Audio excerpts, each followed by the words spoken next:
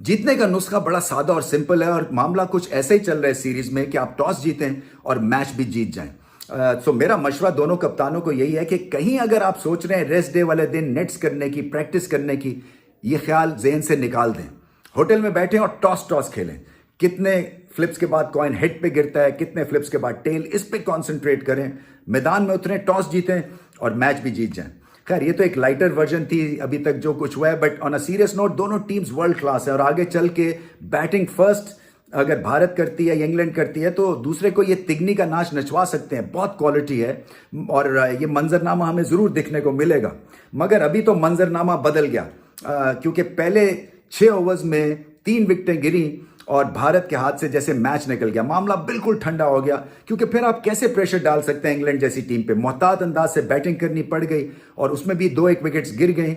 ये तो भला हो विराट कोहली का कि उन्होंने एक तूफानी इनिंग्स खेली, इम्प्रोवाइज शानदार किया, आखिरी के ओवर्स में बेइंतहा क्वालिटी दिखाई उन्होंने और प्रेशर को बहुत अच्छा एब्जॉर्ब किया। मगर अपना स्कोरिंग रेट गिराया नहीं, उन्होंने प्रेशर एब्जॉर्ब भी किया मगर फिर भी लगातार अंदाज से वो एग्रेशन दिखाते रहे और बहुत बड़ी इनिंग्स खेल गए। बात है इंग्लैंड की फास्ट बॉलिंग की और बात करनी है मार्क वुड की। सीरियस पेस है, पिन पॉइंट एक्यूरेसी है और भारतीय बैटिंग को उन्होंने शेल शॉक किया हुआ है। समझ नहीं आ रही टॉप ऑर्डर को भी, मिडिल में भी जब ये बॉल करने आते हैं कि इनके खिलाफ क्या हरबा इस्तेमाल करना चाहिए। क्योंकि प्रॉब्लम ये भी थी भारत के लिए कि 2 ओपनर्स थे जो कि रस्टी दिखे।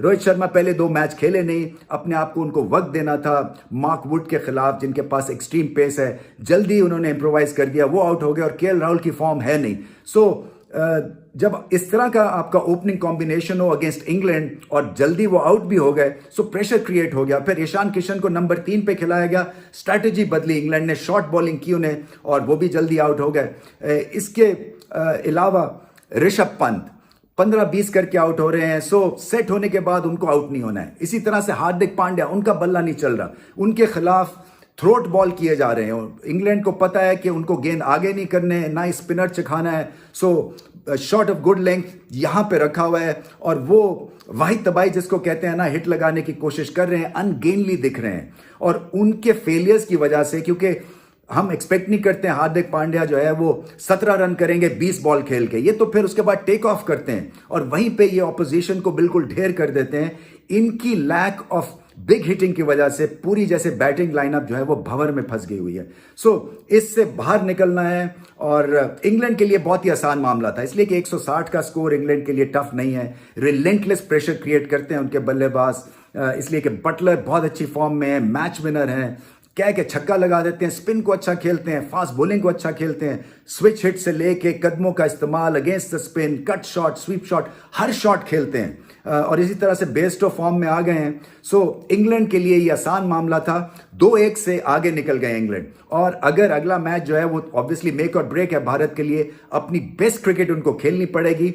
Mark Wood, Jofra Archer, Adil Rashid, इसका तोड़ उनको ढूंढना पड़ेगा। बॉलिंग बेहतर करनी पड़ेगी भारत को, इसलिए कि चाहल ने पिछले मैच में वाइडर एंगल के साथ जो है वो बड़ी हिट्स नहीं खाई थी और एक तरह से रिदम किल कर दिया था। इसी तरह से पेसर्स ने चेंज ऑफ पेस से हिलाया हुआ था इंग्लैंड को, वो भी कुछ खास दिखने को नहीं मिला, कंसिस्टेंसी दिखने को नहीं मिली।